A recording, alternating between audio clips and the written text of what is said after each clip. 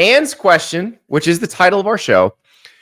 Why does your show clearly hate Bama, who is a proven winner and with great culture with new coaching staff, but overhype and worship, freeze, and trash Auburn?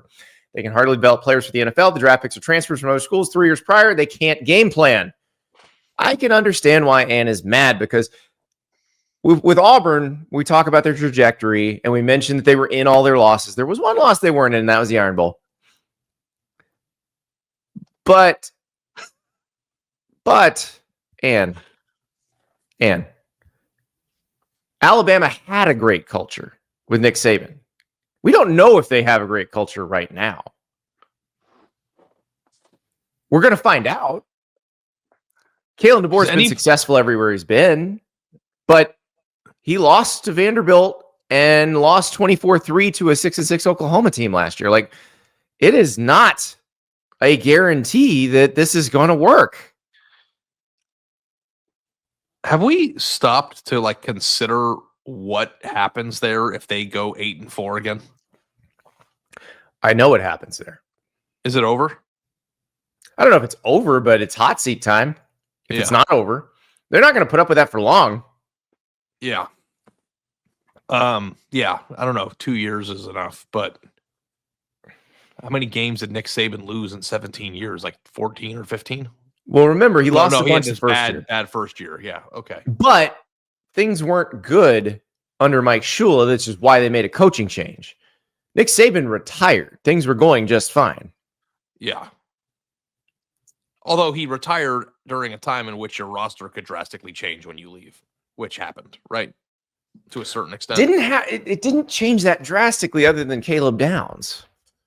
It's a pretty big loss. It's a big one, but when you have as much talent as they have, you're not supposed to be torpedoed by it. Yeah.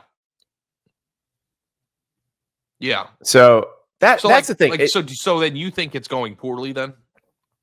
I don't think it's, I mean, by their standards, it is. Yeah. Yeah. By their standards, it's going, most school standards, no, it's going fine. But by Alabama standards, yes, it's going very poorly. I still think that if they give him time, he'll figure it out, because the one thing that we know for sure about him is that he's an excellent football coach, right? And when you marry excellent football coach with person who is acquiring talent at a very impressive level, which Alabama did, they signed a top 3 class in the On3 industry rankings. Yes. I think they had 10 or 11 top 100 players in those rankings. Those classes are the classes. Those are the foundations in our new era that are going to continue to be the foundation for the teams with staying power. Doesn't mean they won't have blips from other teams, but if Alabama signs top 3 classes 4 years in a row, there's no way they won't get back to the mountaintop in those 4 years at some point. Now, the question is the team and the university and the administration and the fans willing to allow that to, stockpile, or are they going to lose patience quicker, move on, and try to find somebody else who can get it there faster? But as you said, Andy, and it's true, the second that this sport changed, the expectation is that you need to bounce back or stay the same. There's no 2-year building anymore. And even though this is what might be happening, Alabama is built different. And there is no building process there, especially when the perception and the reality is that there wasn't a teardown that needed to be rebuilt to begin with. And what's funny is what's the number one criticism for Ryan Day? Born on third base, right? That's what people say about him. It's who inherited a better scenario? Kalen DeBoer. Would you think that? Yeah. Trash Pile says we won't know how DeBoer can handle Alabama until he's been able to run the system he wants, and Milroe could not do that successfully. I will push back on that, Trash Pile. First of all, if you're that great of a coach, build it around the quarterback you have, or just put in a different quarterback. The two guys that we're talking about, Ty Simpson and Austin Mack, potentially being the starter this year, were on the roster last year. If it was that big of a problem, play them. Now, Kalen DeBoer was without Ryan Grubb, who was his offensive play caller for all those years. Now, Ryan Grubb has been fired by the Seahawks. if Ryan Grubb comes to Alabama, maybe that's the piece that's missing. Washington's offense 2 years ago was like poetry in motion. Yes. It was beautiful. It was first round quarterback. Yeah. And then a first round receiver and 2 second round receivers, or a second and third. But loaded. Now, not a first round quarterback, we don't think, this past year. We don't think Jalen Milroe is going to be a first round quarterback. And they had Ryan Williams, who is a definite NFL receiver. Jeremy Bernard's an NFL receiver. So, again,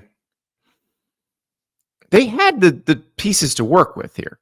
But the Ryan Grubb part of it may be bigger than we realize.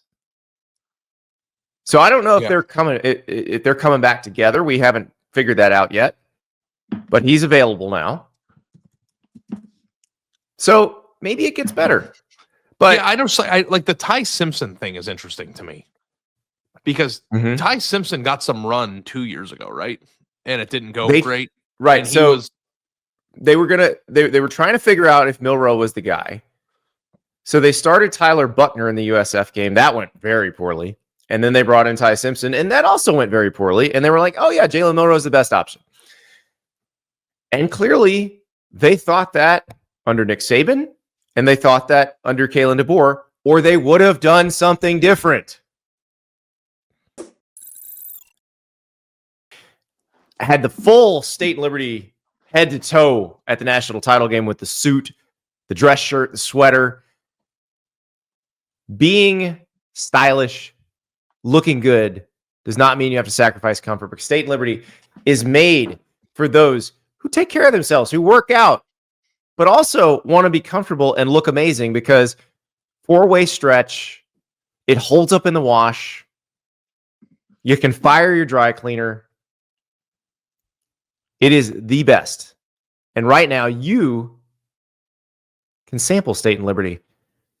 Use that code STAPLES for 10% off for new customers. I'm telling you, they don't put stuff on sale very often. I know, because I'm a very regular customer. They know how good their stuff is. So that 10% off is a very, very nice way to start. Use the code STAPLES, stateandliberty.com. This time of year, the crew neck sweaters are great. Work with everything. You can layer them up. They look good in the office. They look good at the bar. You name it.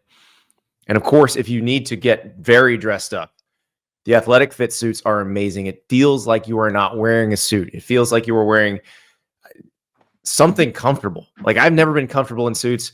The other night at the national championship game, I'm wearing my State and Liberty suit. I felt just like it was moving with me. It was perfect. So go to stateandliberty.com, use the code STAPLES, 10% off for new customers. Ari. So, like, was Jalen Milroe the problem? I don't think Jalen Milroe is the problem. I think if you think Jalen Milroe is the problem, you're looking in the wrong place. Because Jalen Milroe wasn't the problem when Nick Saban was coaching. And Jalen Milroe is going to be a second-round pick, I think. Yeah. I don't know if that matters. Maybe it's just projection based on. So you can put it all on Jalen Milroe if you'd like, but you're going to be sorely disappointed when you find out that wasn't the problem. I don't know if I'm going to look like an asshole for thinking this in 8 months, and it's possible. I'll put myself out there. And maybe this is the perfect time to segue to how sick is Keelan Russell going to be. Wait, Tider in Florida says the offense changed, the defense changed, essentially making every returning starter a new player, and you guys are supposed to know this. Okay. We've seen offenses change and get better. Like Kalen DeBoer's offense the first year at Washington. Much better than the offense the year before, and it was a new offense. You're supposed to know this, Tyler in Florida. And if that's the reality, then what you're saying is that Kalen DeBoer, who I believe is an amazing coach, brought in something and implemented a system that made his team worse, which is the exact opposite of what a coach is supposed to do. So JP, what people in the national media don't understand is that benching Milroe is either easier said than done. He's considered one of the main guys who held the team together when Saban left. No, it's not. Players aren't stupid. If they think somebody gives them a better chance to win, they're all for changing to that player, whether they like the other person or not. Like, remember when Kelly Bryant got benched at Clemson? Kelly Bryant was beloved in the locker room. But the locker room wasn't stupid. They watched practice. They knew Trevor Lawrence was better. Did people think that Jalen Hurts was an asshole when he got benched in the national title game? No, I don't think they did. Thought he was wasn't he like the literal personification of hero? The players were ready for Tua at that point. There had been grumbling because remember Jalen Hurts got sick before the Sugar Bowl that year. And so Tua had to fill in during practice. And the ball never touched the ground when Tua threw it to the receivers at practice. Like, it was perfect every time. So the receivers like, give me more of that. And like, everybody knows that Jalen Hurts is like the best teammate in the history of the world. Like, right? Players aren't stupid. They know who gives them the chance to win. Speaking of best chance to win, like, I just feel it in my like gut that Russell is the best chance to win. Well, and that's the thing. If he's awesome, they didn't get anyone else, and I feel like they would have. Like, I don't know. Don't you think they should have gotten someone else if he isn't? Like, do you no, because they had two other guys. They have two guys on the roster. It's Alabama, dude. Like, I don't know. It's weird. So yeah, if Keelan Russell's the guy, it's going to be great. And as for Auburn, we're just extrapolating here. This was a team that was turnover prone and unlucky, that was in a lot of games that they lost. That tends to balance out. They're going to have a 3-man quarterback competition that probably will produce a starter that is better than the one they had last year. Their offensive line is about as good as Auburn has had in the last 10 years and probably will be better this year than it was last year. They will probably be good at running the ball. Defensively, they have a pretty good baseline level of talent and a defensive coordinator who has been successful in the SEC before. Like, so we're just connecting dots here on Auburn. We could be wrong.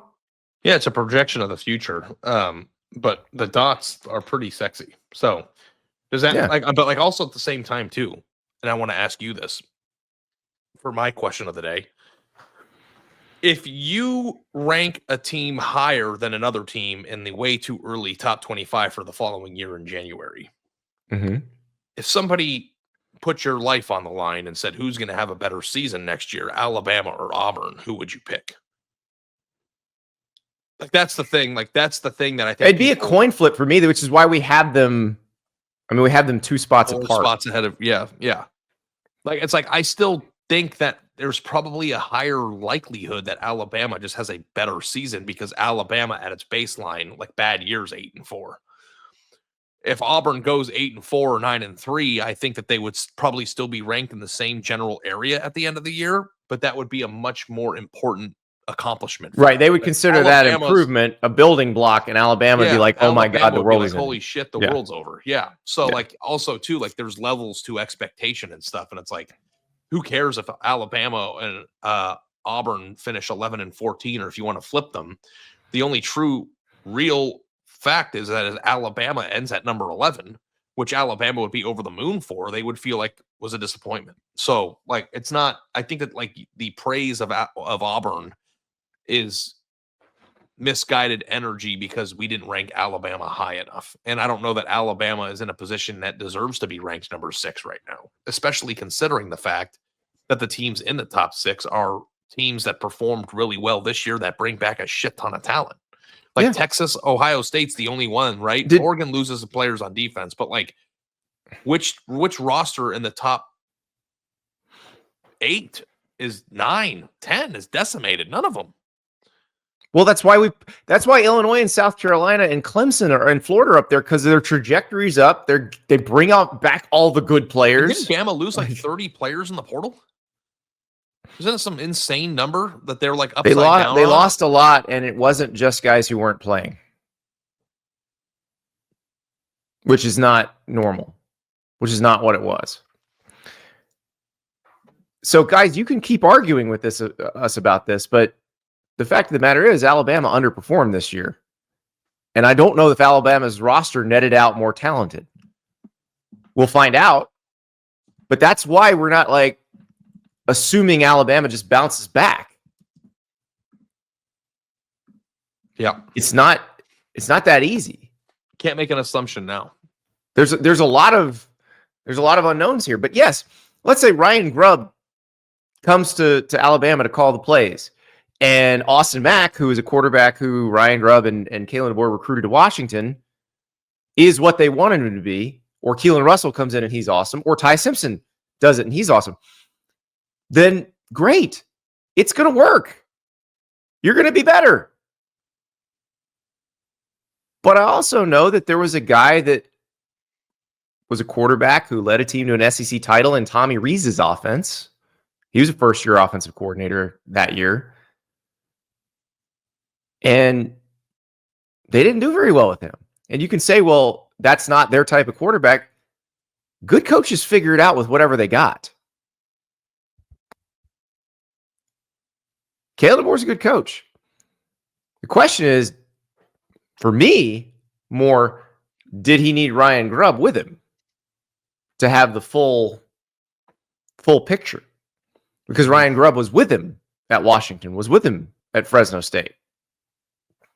Maybe they need to be together. High alert for that. We'll find out.